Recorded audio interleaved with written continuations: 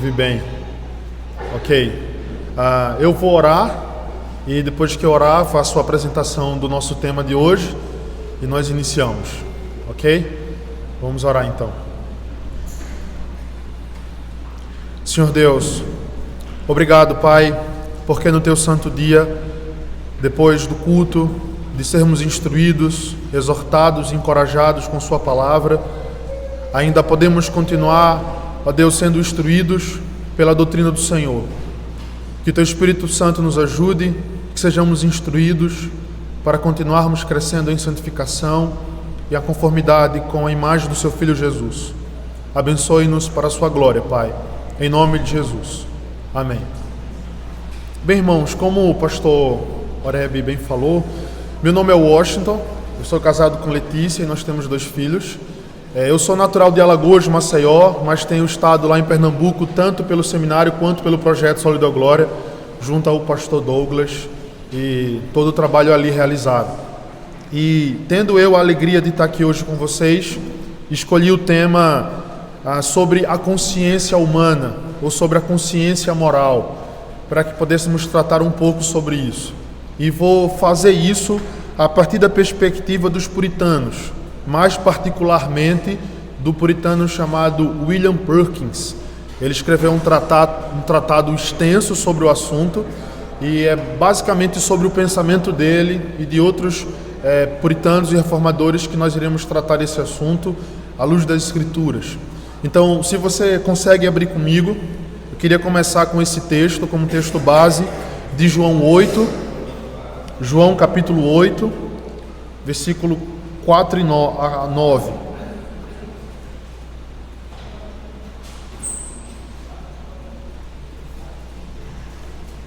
Vamos lá, João 8, versículo 4 e 9. Nós vamos usar esse texto como texto de partida para desenvolvermos esse assunto nosso. Ok, então o texto diz: disseram a Jesus: Mestre, esta mulher foi apanhada em grande adultério. Mas ouvindo eles essa resposta e acusados pela própria consciência, foram se retirando um, a começar pelos mais velhos até os últimos, ficando só Jesus e a mulher no meio onde estava. Esse texto aqui, irmãos, ele nos inicia falando especialmente que após as palavras do Senhor Jesus Cristo àquela mulher, é dito que acusados pela própria consciência foram se retirando aqueles homens. E nós vamos dar atenção especialmente a como funciona a consciência e como nós podemos entendê-la nessa relação da consciência humana junto à palavra de Deus. Então, eu queria abordar pelo menos 6 pontos com vocês sobre esse tema.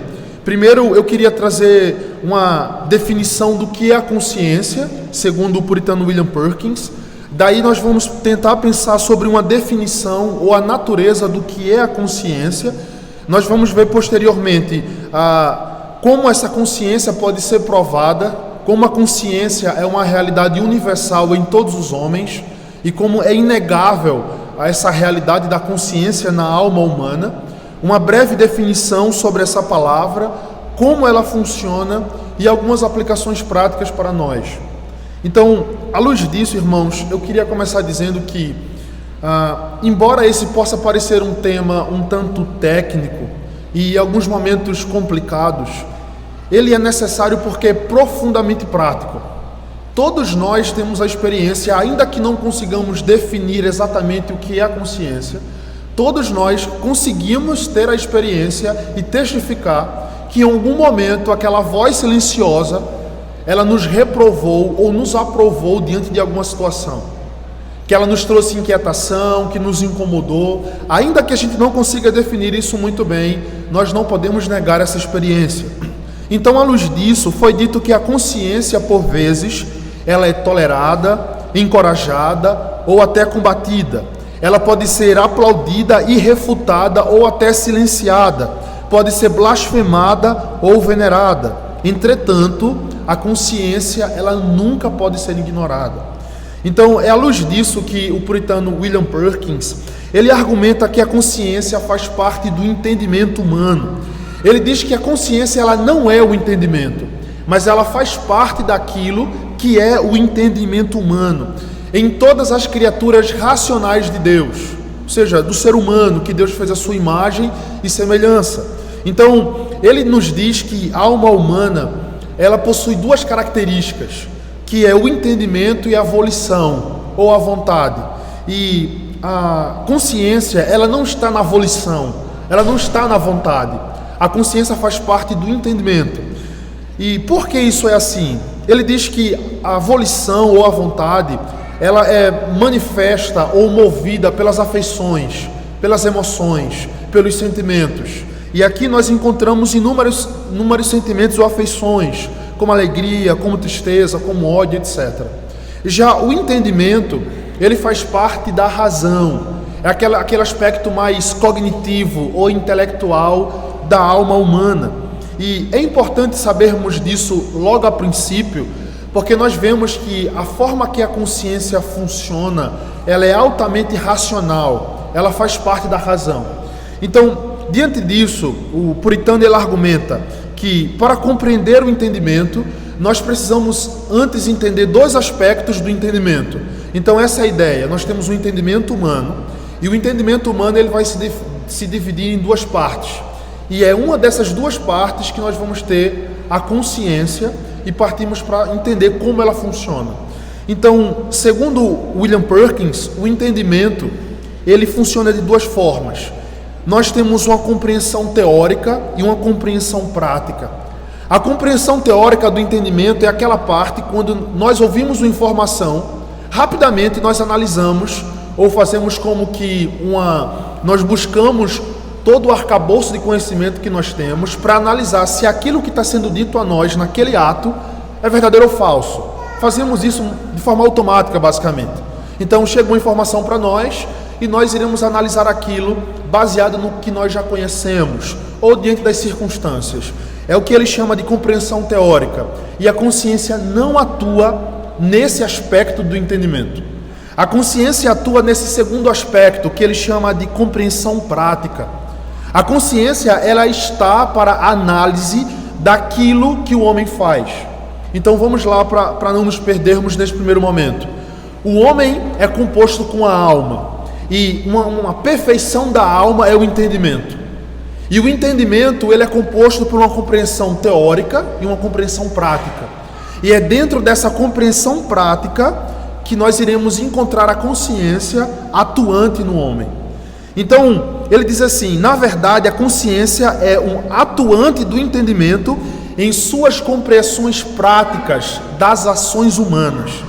Então, William Perkins ele diz assim, para falar corretamente, esse conhecimento deve proceder de um poder na alma, cuja propriedade é tomar os princípios e conclusões da mente e aplicá-los, para acusar ou desculpar. Esse é o fundamento de tudo e considero isso a consciência. Então ele vai resumir basicamente a prática da consciência, nesse primeiro momento, em acusar ou desculpar as práticas individuais de cada ser humano. Então todos nós temos o entendimento, temos a capacidade de análise teórica da realidade e temos essa capacidade do entendimento prático. Então quando nós agimos, segundo William Perkins, a nossa consciência agirá acusando ou desculpando essas nossas ações práticas. Para tentarmos entender um pouco mais, irmãos, isso, nós podemos comparar a consciência com a inteligência e com a fé. Então a gente pode fazer a seguinte comparação. A inteligência é simplesmente aquela capacidade mental de conceber, de processar ou de concluir alguns aspectos da realidade em tempo louvável com um fim útil. Então pessoas que raciocinam rápido, nós geralmente dizemos, é uma pessoa inteligente, né? Ela tem essa capacidade de decodificar rapidamente números ou linguagem, etc. Então ele diz, quanto a essa qualidade da mente, existem alguns tipos de inteligência. Algumas pessoas que são melhores ouvindo, outras vendo, outras com seus sentidos e assim sucessivamente. E daí ele diz assim: a fé, por outro lado, ela é um dom celestial concedido por Deus, graciosamente, que nos habilita nos apropriarmos de forma significativa e real dos méritos de Cristo para a salvação. E a fé independe da inteligência. Eu não preciso ser um homem inteligente, intelectual, para que a fé seja me dada como dom e seja operante para a salvação.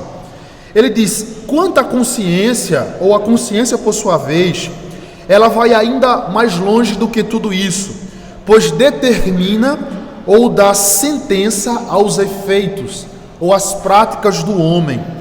Então ele diz assim: a consciência atua nesse aspecto da compreensão prática.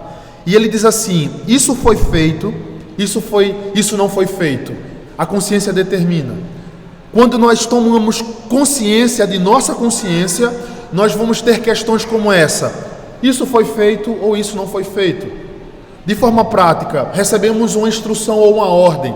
O filho recebe a ordem do seu pai, o marido recebe o conselho da sua esposa, o marido dá instrução no lar. Então, depois da conclusão daquele período dessas ações, quando nós vamos dormir, por exemplo, quando nós saímos do ambiente onde deveríamos ter obedecido, a consciência vai fazer reflexões como: isso foi feito ou isso não foi feito? Isso pode ser feito ou isso não pode ser feito? Isso foi bem feito ou isso foi mal feito? Então aqui nós começamos a dar forma à nossa compreensão do que é a consciência. Ela vai atuar examinando, aprovando ou nos desculpando, acusando-nos ou absolvendo-nos das nossas ações. Então ele diz aqui assim: portanto, a inteligência seria aquela habilidade de manejar o timão do barco, dentro dessa ilustração. A fé seria a bússola que nos diz o caminho que devemos seguir. Já a consciência seria como a vela, uma vez que ela é astada e ela nos provará, ou nos possibilitará, ou nos impedirá de seguir o nosso caminho. Então, consequentemente, ainda que um homem tenha uma boa inteligência e uma fé verdadeira, ele pode vir a naufragar ou anular a sua inteligência e naufragar a sua fé, caso ele negligencie a sua consciência. E aqui nós vamos chegando nesse aspecto mais prático, saindo dessa parte mais teórica ou desses fundamentos, para entendermos como a consciência é importante a ser considerada. Então ele diz assim, ele cita o texto que diz: combate firmados nelas o bom combate, mantendo a fé e a boa consciência, porquanto alguns, tendo rejeitado a boa consciência, vieram a naufragar da fé. Perceba que eu posso ter uma fé verdadeira, e seria bom que todos nós fôssemos inteligentes, ou as nossas deficiências muitas vezes nos prejudicam, mas o texto diz que ao negligenciarmos uma boa consciência, podemos vir naufragar da fé. Por isso é a importância de estudarmos esse tema, irmãos. Antes de passarmos para o próximo ponto, há algo interessante que William Perkins diz. Ele diz assim: as coisas que a consciência determina são as próprias ações de um homem, as suas próprias ações, não as dos outros. Veja, estar certo do que o homem disse ou fez é chamado de conhecimento. Bem, eu sei exatamente o que aquele homem fez, eu sei o que aquele homem não fez. Isso é conhecimento da realidade. Agora, eu apenas posso julgar pelo conhecimento que eu tenho da situação. Mas para um homem estar certo do que ele mesmo fez ou disse, isto é, aquilo que lhe compete quanto a si mesmo, é dever da consciência individual. Mais uma vez, a consciência não se intromete com as ações dos outros, apenas lida com ações particulares, e isso em alguns poucos, não em alguns poucos, mas em todos os homens sem exceção. Então minha consciência individual não irá julgar as ações de outra pessoa. Isso que é a competência do conhecimento. A consciência irá julgar as minhas próprias ações. Tendo dito isso, irmãos, nós podemos passar para o nosso segundo ponto, uma definição do que é a consciência, da natureza da consciência. E aqui eu cito João Calvino, que nas suas Institutas falou sobre o assunto. E ele diz que a consciência, ela fica entre nós e Deus. Aqui está o Senhor Deus e aqui estamos nós. E a consciência está como se estivesse entre Deus e nós. Para quê? É como se fosse um senso da justiça divina, como se fosse uma testemunha adicional colocada em nossa alma, que não deixará com que as pessoas escondam os seus pecados ou escapem da acusação no tribunal no dia do juízo supremo. A consciência humana, irmãos, ela atua como que um juiz. E nós vamos ver posteriormente um puritano que traz algo sugestivo a nós. Ele diz que a consciência é como se fosse o capelão da alma. Eu que tenho trabalhado lá no projeto e tenho estado constantemente fazendo esse trabalho de capelania, então eu chego para os rapazes e pergunto: bem, você já arrumou o seu quarto? Essa cama não ficou bem arrumada? Olha os horários, você se atrasou. Estou constantemente ali conduzindo as ações dos rapazes. Quando ele diz que a consciência é como o capelão da alma, isso é sugestivo para mim, mas deve ser para vocês também. Então veja, é como se fosse um líder do lar, como se fosse a mãe cuidando dos seus filhos, que está sempre atento para aquelas ações. Então a consciência, ainda que não seja exatamente o que eu quero, ela vai estar fazendo esse trabalho de capelania dentro da alma. Então diz, na questão da consciência, os puritanos foram mais a fundo do que os próprios reformadores, principalmente na relação entre a consciência e a palavra de Deus. Veja, os puritanos foram tão profundos nessas considerações quanto à consciência, na pregação, por exemplo, que eles diziam que a maior tarefa do pregador não era alcançar as emoções dos seus ouvintes, mas a consciência. Isso também é interessante já em termos mais aplicativos. Quando nós pensamos em falsas pregações ou falsas igrejas, há uma forte apelação para as emoções, por emocionalismo, não para a consciência. Quando nós chamamos os homens a examinar as suas consciências à luz das Escrituras, ou quando nós vimos aqui na ceia, quando é dita a Escritura, examine-se, pois, o homem a si mesmo. Esse é um trabalho que eu faço por meio das Escrituras, chamando a minha consciência para ser examinado por ela. Então, de acordo com os puritanos, a consciência é um aspecto universal da natureza humana, mediante a qual Deus estabelece a sua autoridade na alma para que os homens racionalmente, lembrando o primeiro ponto, como parte do entendimento, eles possam julgar a si mesmos, ou ter consciência ou compreensão das suas próprias ações. Então, o puritano diz assim: uma parte da razão prática do homem pela qual ele aplica os princípios da palavra de Deus a si mesmo é por meio da consciência. Ou ele coloca assim: a consciência é a mente do homem aplicando a si mesmo o conhecimento que possui. Então, é muito importante, irmãos, que entendamos que a consciência, ela não é soberana, ela está submetida às Escrituras. E uma das importâncias significativas de lermos as Escrituras diariamente é para que possamos estar informando a nossa consciência daquilo que agrada ao Senhor e daquilo que o Senhor reprova. Porque é a partir desse conhecimento que a nossa consciência irá poder fazer julgamentos precisos. Então, a definição mais precisa que nós temos agora para avançarmos é que a consciência fica entre nós e Deus, na linguagem de João Calvino. É como esse juiz que nos faz saber aquilo que agrada ou não a Deus nas nossas ações práticas. Agora, em terceiro lugar, irmãos, todos nós possuímos uma consciência. E isso é muito importante, especialmente nesses dias que nós vivemos da pós-modernidade, quando se diz que não há uma verdade absoluta, onde se diz que todas as verdades são verdades dentro de uma realidade relativista ou pluralista. Então, esse é um aspecto até um tanto apologético para a defesa da fé, para a evangelização e coisas semelhantes. Então, nós podemos ver que a consciência, ela é universal por 3 pontos. Em primeiro lugar, a própria Escritura. A Escritura, pelo menos no Novo Testamento, usando o termo consciência, ela repete esse termo por 32 vezes. E é interessante que quando as Escrituras citam o termo consciência, dentro desse sentido que nós estamos considerando, ela sempre é citada em contextos muito específicos e muito importantes para a nossa fé.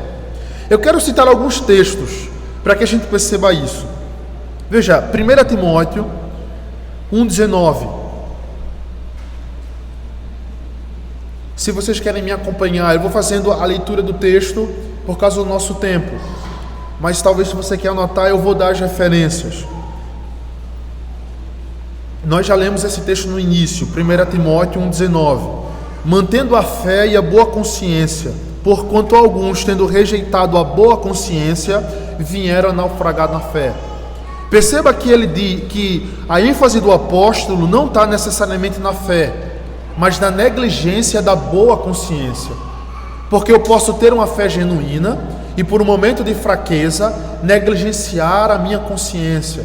E quando eu não cuido de uma consciência ferida, isso pode encarretar em uma série de pecados, ou de mais pecados e mais pecados. Talvez até provando que aquela minha fé não é genuína. É uma fé temporária, uma fé natural. Mas vamos avançar. 1 Timóteo 3, versículo 9. O texto diz, aqui é o contexto da ordenação dos diáconos. Nas prescrições ele diz, conservando o ministério da fé com a consciência limpa. Vamos avançar ainda. Atos 24:16. Por isso também me esforço por ter sempre consciência pura diante de Deus e dos homens. Aqui é o contexto onde Paulo está discursando em sua própria defesa diante de Félix. Então, nas suas argumentações é destacado aqui o esforço ou a diligência do apóstolo por sempre ter consciência pura, veja, diante de Deus e diante dos homens. Romanos 9:1. Digo a verdade em Cristo, não minto, testemunhando comigo no Espírito Santo a minha própria consciência. Veja aqui como ele usa o termo testemunha. É semelhante à linguagem de Calvino, e sem dúvidas Calvino tirou daqui das Escrituras toda a sua base. Mais um pouco, 1 Coríntios 10:25. Comei de tudo o que vende no mercado, sem nada perguntardes por motivo de consciência. Perceba, sem nada perguntardes por motivo de consciência. Quando eu faço a pergunta, então meu entendimento, ele recebe conhecimento da situação. Então minha consciência vai agir baseada no conhecimento que recebe. 1 Timóteo 4:2. Pela hipocrisia dos que falam mentiras e que têm cauterizada a própria consciência. Essa é a consequência mais radical de negligenciarmos os avisos da consciência. Eu tenho mais textos aqui, irmãos, mas eu vou avançar pelo nosso tempo. Mas esses textos que citei é um exemplo de como as Escrituras, pelo menos mais claramente usando o termo consciência no Novo Testamento, cita a importância desse conhecimento para nós. Então, a pergunta que fica é, uma vez que as Escrituras consideram esse tema de forma constante, por que nós, irmãos, seríamos tolos ao ponto de negligenciarmos, de entendermos e estudarmos esse tema? É de suma importância para nós. Agora, em segundo lugar, uma outra forma de provarmos que a consciência ela é universal, além da autoridade máxima das Escrituras, é a experiência. Veja, os puritanos apelavam para o bom senso, e ao fazer isso, eles levavam os homens a testificar as suas próprias experiências. Então eles diziam assim, bem homem, você sabe que há uma voz silenciosa que fala com você a todo momento. Essa é uma experiência universal. Então o ponto aqui é, o que é que fala com você quando você está sozinho, dizendo que há um Deus que tudo vê, senão a sua consciência? Ou ainda, o que é senão a consciência, aquilo que o proíbe de ceder às tentações, até dos pecados mais secretos. Se nós agora pararmos para pensar um pouco, o Senhor, na sua infinita graça e misericórdia, sempre provê meios diante da tentação, exatamente como Paulo diz aos Coríntios.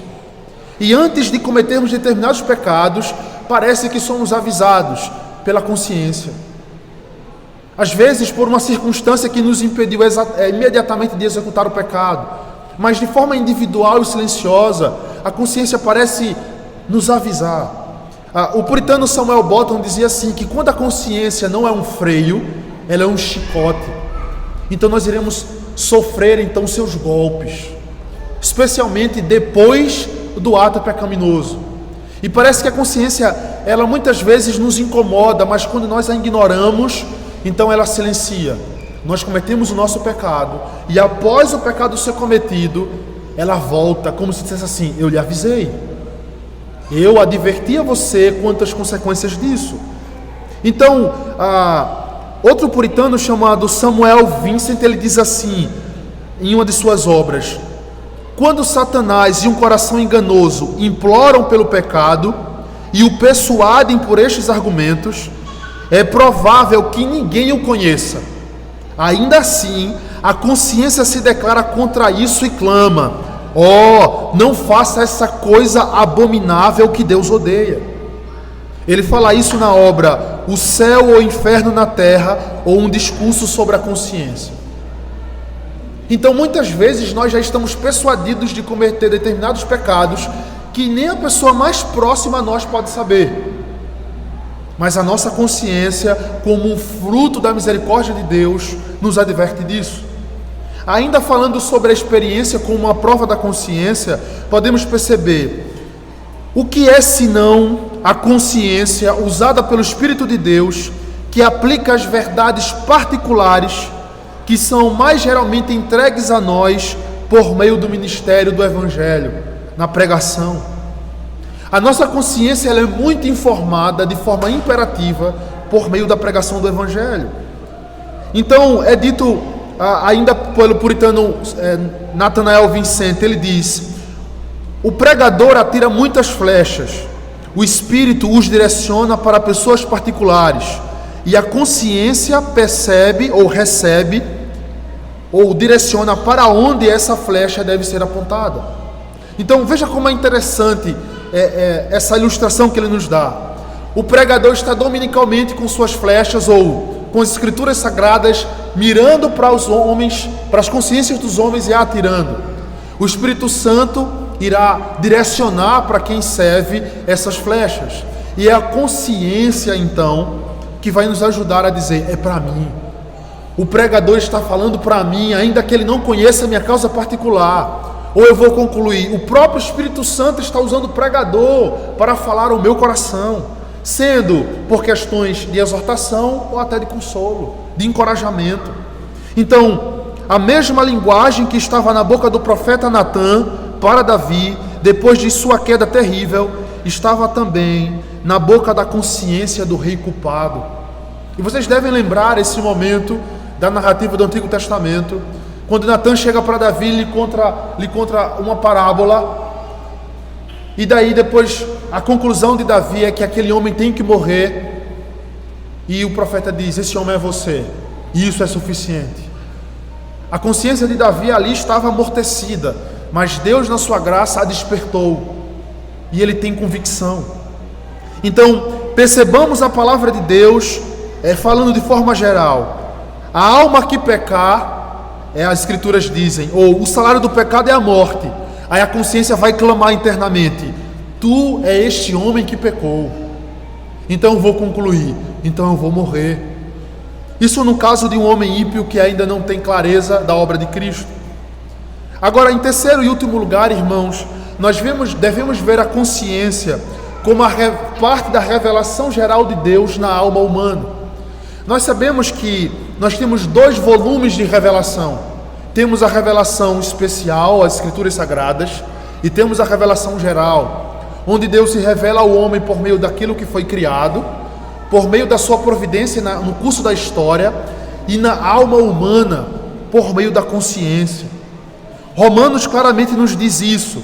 Romanos 1:20 diz: porque os atributos invisíveis de Deus, assim o seu eterno poder, como também a sua própria divindade claramente se reconhecem, desde o princípio do mundo, sendo percebido por meio das coisas que foram criadas. Tais homens são, por isso, indesculpáveis. E depois, Romanos 2:14-16. Quando, pois, os gentios que não têm lei procedem por natureza de conformidade com a lei, não tendo a lei, servem eles de lei para si mesmos. E estes mostram a norma da lei gravada no seu coração. Veja como Paulo descreve aqui a ação da consciência, testemunhando-lhe também a consciência e os seus pensamentos, mutuamente acusando-se ou defendendo-se, no dia em que Deus julgar os segredos dos homens de conformidade com o meu evangelho. Então todo homem possui consciência, ainda que aquele homem seja um ateu, ainda que ele não professe o cristianismo, ele seja um gnóstico, ou seja o que for, ele possui uma consciência. E a consciência, irmãos, ela age ou ela atua porque ela está calcada sobre a norma da lei cravada no coração humano. É uma marca, irmãos, irrevogável de Deus, o Criador, na sua criatura, feita a sua imagem e semelhança. É claro que nós podemos encontrar homens que foram tão brutos ou negligenciaram de forma tão radical o Evangelho, que as suas consciências estão cauterizadas, são completamente insensíveis. Mas de modo geral, nós não devemos nos desculpar ao pregar o Evangelho aos homens. Nós devemos afirmar a verdade de Deus. É claro que a apologética é importante, mas acredito eu que nós devemos ter cuidado para que não entremos no jogo retórico, meramente lógico e intelectual desses homens. Nós precisamos falar a consciência deles, dizendo: você quebrou a lei de Deus, você tem cobiçado, você tem desonrado as autoridades, você tem dado falso testemunho, você tem tido outros deuses que não é o Senhor, você tem negligenciado os seus preceitos, e a sua consciência testifica disso. E nós devemos dizer: o único meio que sua consciência pode ter paz é por meio do sangue de Cristo. E devemos pregar sem pedir desculpas, porque Deus colocou a consciência na alma humana. Então é dito ainda: esta coisa denominada consciência está em todos. Não existe homem algum sem ela. Cada alma racional, sendo capaz de pecar, tanto quanto de agir pela graça, é dotado de uma capacidade de refletir sobre si mesmo, para que o pecado seja condenado e graça seja concedida. Quando despertada, essa consciência tratará sem reservas das maiores questões. É impossível fugir da consciência. Livrar-se dela é tão impossível quanto fugir de nós mesmos.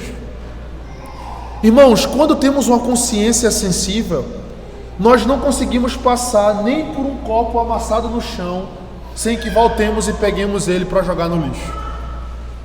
Nós estamos andando, seja na igreja, seja em algum lugar público, nós olhamos aquela garrafa, aquele papel, e esse é um exemplo talvez que seja prático, ainda que não tenha sido culpa nossa, nós sabemos que de modo geral há uma obrigação sobre nós como mordomos de preservar a criação de Deus, e nós nos sentimos mal e jogamos ali.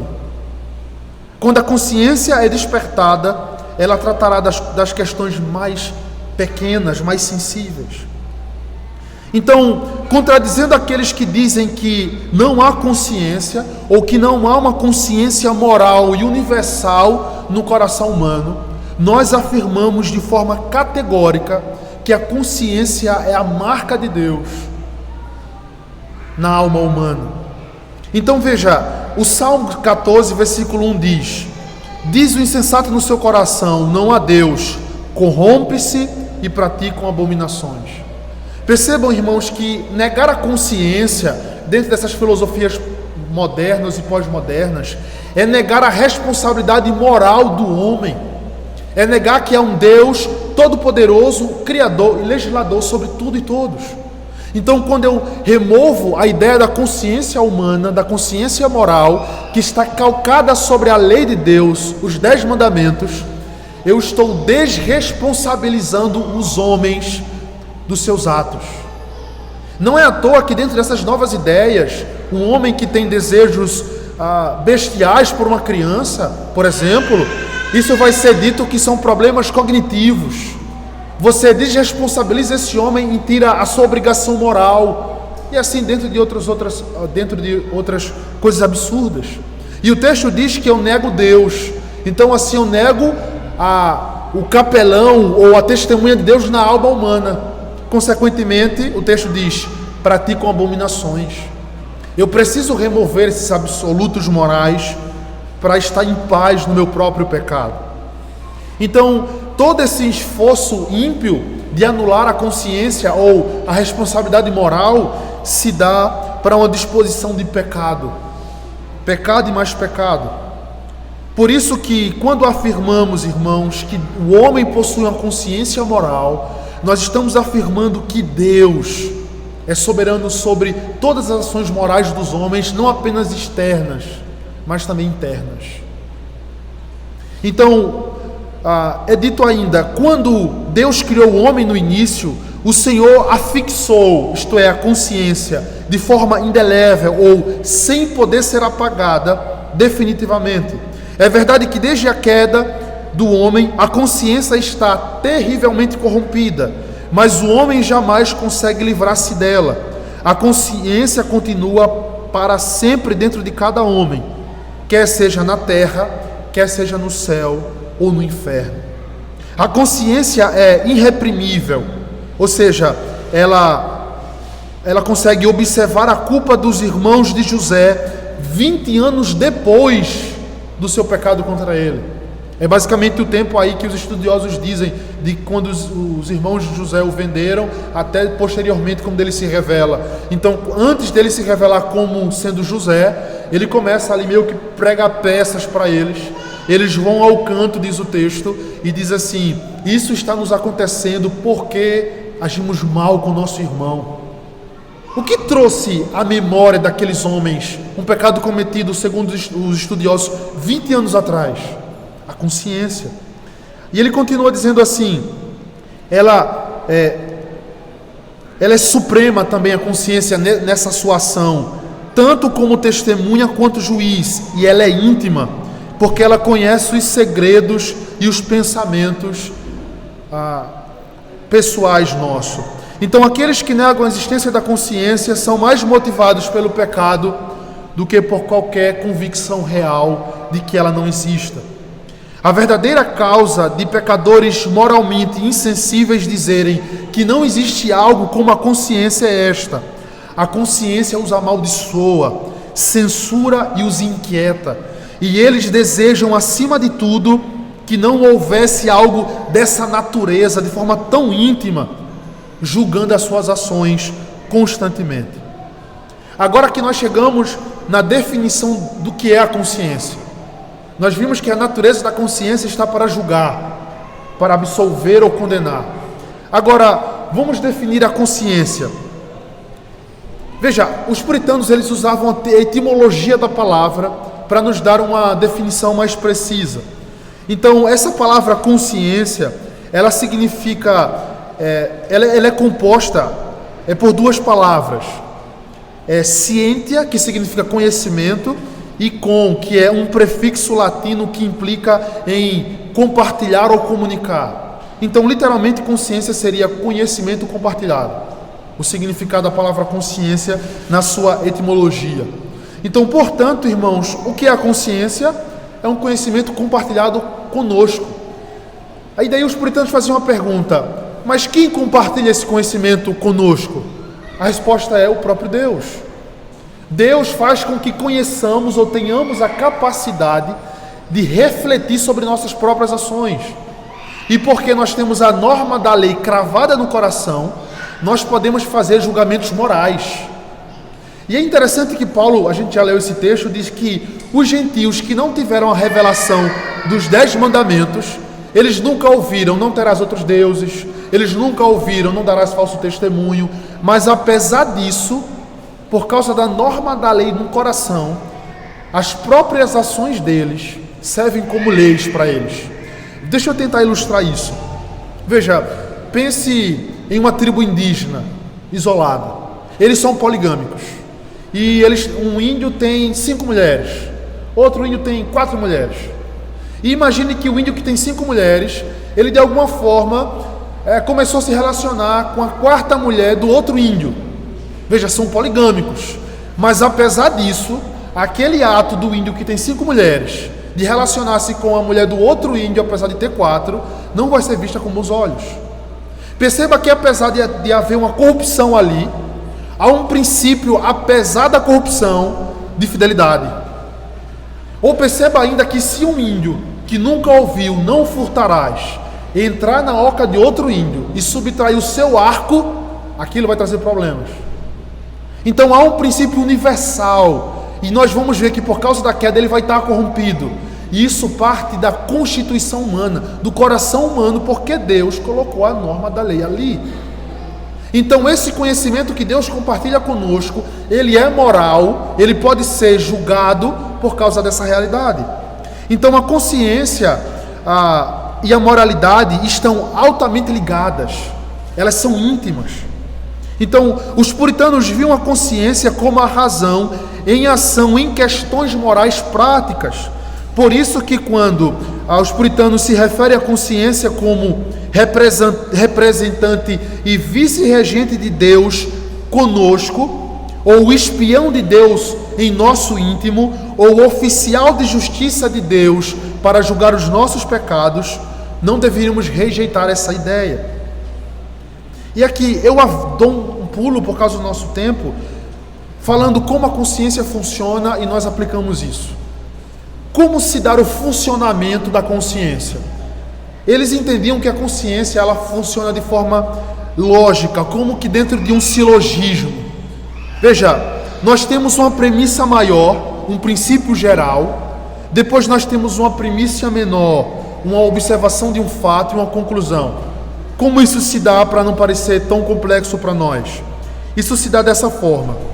Tem uma premissa maior, que é assim: aquele que vive no pecado morrerá. Eu ouço essa verdade. Então eu tenho uma premissa menor. Eu tenho uma conclusão, sendo eu ímpio. Oxe, eu vivo no pecado. Se quem vive no pecado morrerá, e eu agora consigo chegar à conclusão de que eu vivo no pecado, eu tenho uma conclusão lógica.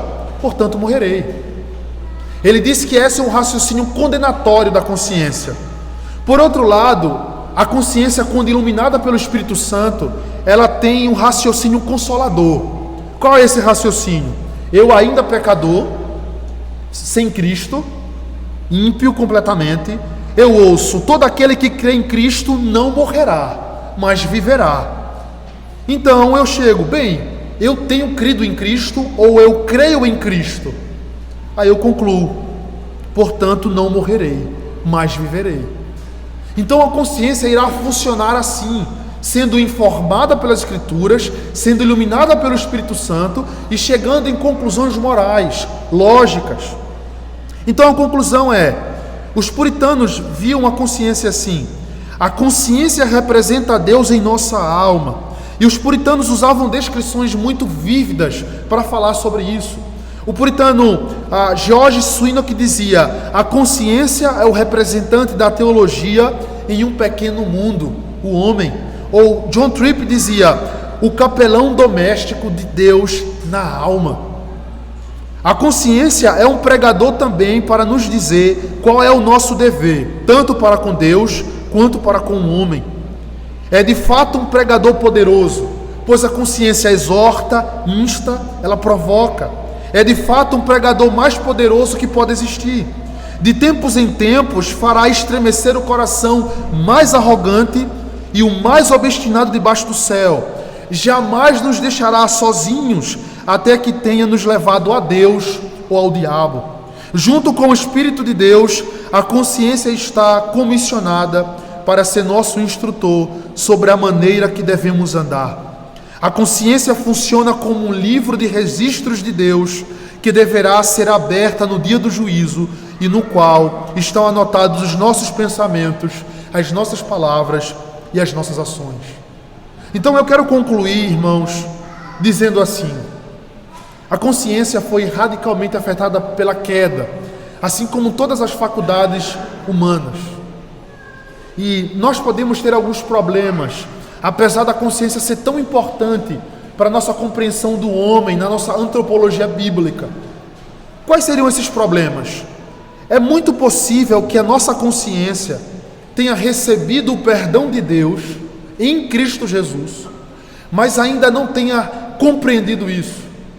E andemos cabisbaixos, como se Cristo ainda não tivesse morrido por nós, confiando nós nas nossas obras. O texto de 1 João 3, 20 e 21 diz assim: pois, se o nosso coração nos acusar, e aqui é interessante entender que para João é equivalente o termo coração e consciência, certamente Deus é maior do que o nosso coração e conhece todas as coisas. Veja, irmãos, talvez se você tem sido constantemente atormentado por pecados passados, o seu próprio coração tem trazido para você essas lembranças, e Satanás tem ganhado vantagem sobre você, mas você é um cristão genuíno e a sua fé foi depositada unicamente na justiça de Cristo. Você precisa usar esse texto como um unguento para trazer paz e consolo para você. Veja, pois se o nosso coração nos acusar, certamente Deus é maior do que o nosso coração. O exercício que devemos fazer é esse: bem, eu não sou digno, Cristo morreu por mim, a sua justiça é suficiente para satisfazer as demandas divinas. Eu já confessei esse pecado, eu o abandonei e certifiquei-me de que as consequências dele foram reparadas. Por exemplo, eu não sei exatamente o que poderia citar, estou tentando ser o mais geral possível, mas ainda assim você se sente culpado, você chega-se diante de Deus envergonhado. Você precisa ter cuidado, porque você pode estar exercendo a fé mais nas suas obras do que na obra de Cristo. E somente o sangue de Cristo é suficientemente eficaz para apaziguar a consciência. Nada mais o é. Então observe, Fene afirmou que a consciência culpada é como um inferno para homens aqui na terra. Veja, talvez culpa seja aquilo que mais pesa sobre os homens, sobre os ímpios e até sobre alguns cristãos que ainda não compreenderam o que é o Evangelho, o que significa a encarnação, a vida perfeita de Cristo, sua obediência à lei, os seus sofrimentos vicários, a sua morte, a sua ressurreição e ascensão aos céus, o seu ofício sacerdotal de estar a interceder sempre por nós, pela sua igreja, pelos seus eleitos. Então muitos homens vivem perturbados por sua consciência. Ele aponta para o inferno eterno no futuro, em que a lembrança de uma consciência culpada jamais se apagará. Os homens precisam ouvir, irmãos, sobre esse Cristo que tornou-se homem e fez-se amigo de pecadores para substituí-los baixo a ira de Deus. Então uma consciência culpada é como um redemoinho de água que atrai tudo para si, tudo que de outra forma passaria sem ser percebido. Então o homem que acabou de cometer um pecado em secreto, quando ele vai a público, a impressão é que todos conhecem aquilo, e uma palavra lançada ao vento despreocupada parece que foi dita para ele, e ele anda acuado, sempre com medo. E como diz a Escritura, o crepitar de uma folha é suficiente para trazer terror para aquele homem, porque a sua consciência não foi apaziguada pelo sangue de Cristo. Então uma outra aplicação, irmãos, que também queria fazer é quando o texto de 1 João 3, 20 e 21 segue dizendo, agora no versículo 21, amados, se o coração não nos acusar, temos confiança diante de Deus. Bem, uma vez eu conversei com um rapaz, ele disse assim, eu acho que não pequei, mas ele claramente tinha pecado. Eu disse, por que você acha que não pecou? Ele, porque minha consciência não me acusou. Bem, essa é uma compreensão errada sobre a consciência. Por causa da consequência da queda, a nossa consciência não vai sempre funcionar de acordo com as Escrituras. Pode ser que eu cometa determinado pecado e a minha consciência fique em silêncio. Mas a autoridade suprema sobre a minha vida não é a minha consciência, são as Escrituras. Então eu preciso ouvir a exortação, e ainda que naquele momento eu não tenha tido essa convicção plena de que eu pequei, as Escrituras é a autoridade. É como uma criança, e eu tenho um exemplo dos meus filhos: você fez algo errado. Não, eu não fiz. Ele não precisa ainda ter plenitude de que aquilo que ele fez é errado, ele precisa obedecer para o bem dele. Isso pode acontecer desde com crianças tão pequenas quanto com homens e mulheres mais experientes. Então, é interessante ainda perceber que nós temos uma consciência moralista. É uma outra aplicação aqui. Essa consciência possui alguns elementos positivos, pois ela está baseada na lei de Deus. É dito assim: ela é muito produtiva para exercício de virtudes orais em homens que convivem em sociedade, para preservar a justiça, a equidade, para fazer boas obras e para manter paz comum entre os homens. Vou dar um exemplo prático para nós. Veja, os nossos filhos que crescem dentro da igreja, é muito possível que eles desenvolvam essa consciência moral. E eles sempre vão se achar melhor do que os outros, que não são cristãos. Talvez outras crianças que não foram criadas no homeschool, que não foram criadas no meio reformado. E ela vai dizer: aquela criança faz isso, eu não faço. É possível que isso aconteça. E como pais, nós precisamos estar atentos para que essa consciência não seja desenvolvida neles, mas que eles entendam que até eles, mesmo nascendo dentro do pacto, eles têm pecado no coração. E é somente Cristo e o seu Evangelho que pode então libertá-lo disso. Não é a sua linhagem, embora ele tenha benefícios espirituais magníficos dentro do pacto, isso não o torna automaticamente um regenerado. Isso também acontece dentro de pessoas que foram muito bem educadas, pessoas que receberam educação intelectual, que tiveram boa educação na infância ou depois, enfim, pessoas então que vão se sentir superior, e no final das contas, irmãos, há um repouso sobre as obras e não na graça de Deus em Cristo. Deixe-me falar ainda uma última para que possamos encerrar. Veja, é a consciência equivocada. Essa consciência é aquela, muito semelhante à primeira que falei.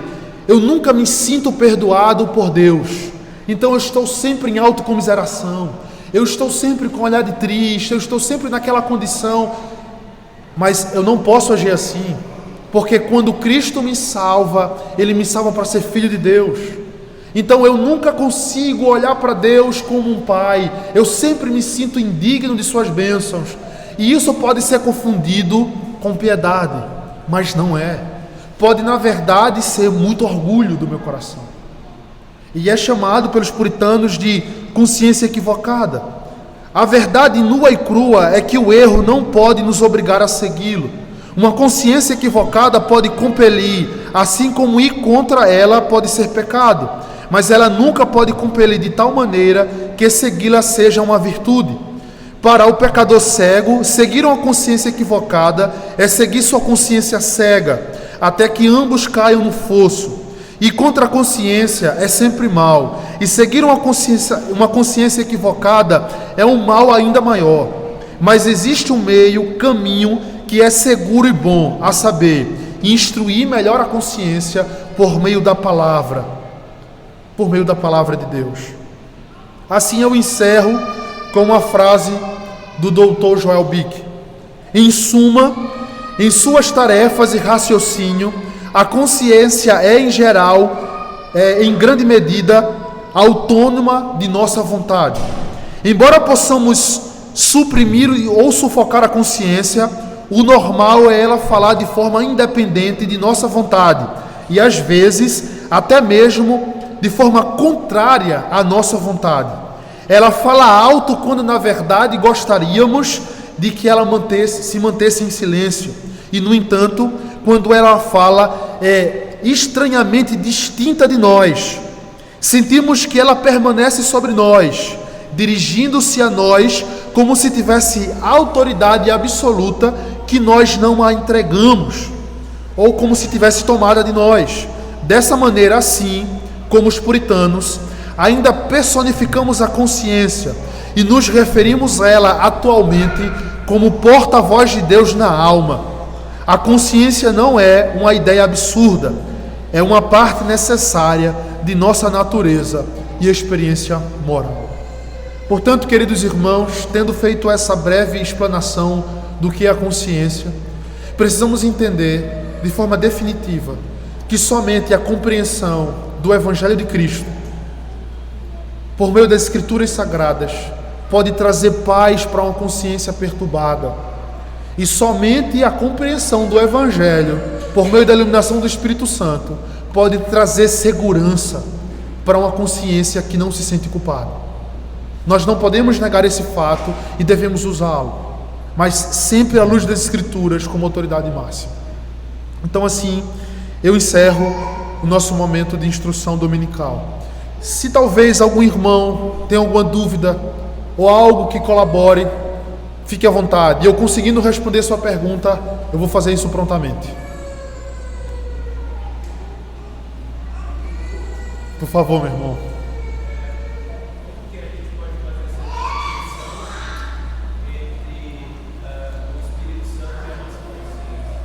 Ok, bem, Paulo vai nos dizer, nós lemos esse texto, que ele toma a sua consciência como testemunha, e ele diz assim, juntamente com o Espírito Santo. Me parece ser muito difícil falar isso de forma muito objetiva, porque são coisas um tanto subjetivas. Acho que nós vamos concordar de modo geral com isso.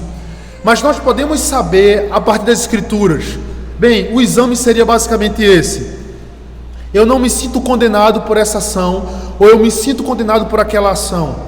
Como é que eu sei se isso está certo ou errado? As Escrituras. Os nossos símbolos de fé vão nos dizer que o Espírito age por meio da pregação da palavra, ou seja, da palavra corretamente interpretada.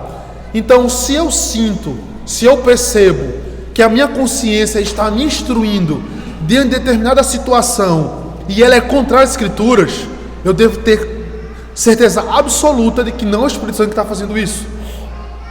Por outro lado, quando eu percebo que minha consciência está me acusando de determinada ação que é contrária às Escrituras, como um cristão que agora tem o Espírito Santo em mim, preciso compreender e entender que o Espírito Santo, por meio da consciência, dessa perfeição da alma, como nós vimos, está me incitando ao arrependimento, à confissão e ao abandono do pecado. Então, acredito que não consigo ser tão objetivo na pergunta, mas colocando dessa forma, traz clareza sobre o assunto.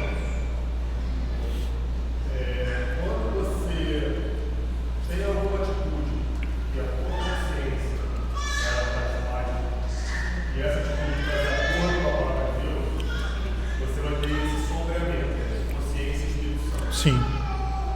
Aí você pode estar tendo uma dúvida. Mas como ele bem falou, é o Espírito Santo usando a consciência da natureza. Quando não tem esse caminhar junto, você vai ter certeza que é a consciência falando. Quando você vai falar, aí você consegue separar também. Quando a nossa consciência não nos acusa de um pecado que a gente está cometendo. Quando a nossa consciência ela está calando aquilo que a palavra de Deus está gritando no nosso ouvido. Quando ela está recebendo aquele plano, grita, e a nossa consciência fala, não, está tranquilo, minha consciência está tranquila, e a palavra de Deus está no contrário. Aí você tem certeza que a tua consciência ela está tranquila, ela precisa ser submetida ao Espírito Santo. Quando está junto, você vai ficar na dúvida. E, mais uma vez, a ênfase é o quanto que eu me alimento com as Escrituras, para que eu seja, então, iluminado pelo Espírito Santo e use as Escrituras de forma determinante, para que, mesmo quando ela não me acuse, eu saiba que seja errado, e eu seja movido em obediência, e não simplesmente em inquietação para com a situação. Alguma outra colocação, irmãos? Ok, então, para que eu ore, a gente encerre. Só mais um comentário. Eu fico tão maravilhado, irmãos, com essa obra de Deus na nossa alma por meio da consciência, que eu lembro daquele momento quando os irmãos de José,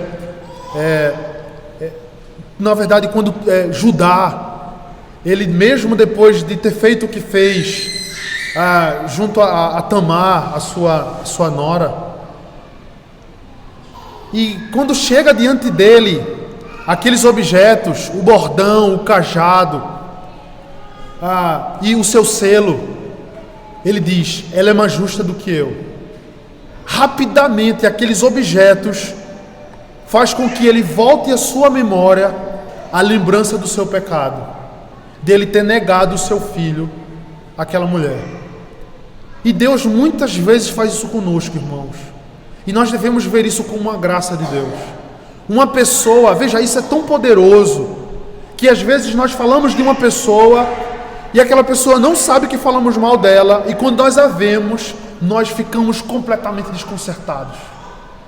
Os olhos não vão mais nos olhos dela, não há mais contato visual, você a ignora. Mas o que faz você agir assim? A consciência. Veja, o presbítero colocou: a sabedoria está clamando nas praças.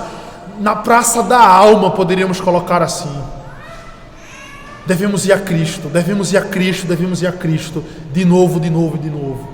Devemos chamar aquele irmão e confessar o pecado, buscar a reconciliação, e assim sucessivamente. Que Deus nos abençoe, irmãos. Obrigado por essa oportunidade, ao pastor Hebe, ao conselho, de poder falar do Evangelho, falar desse aspecto tão importante da antropologia bíblica para nós. Vamos ao Senhor em oração.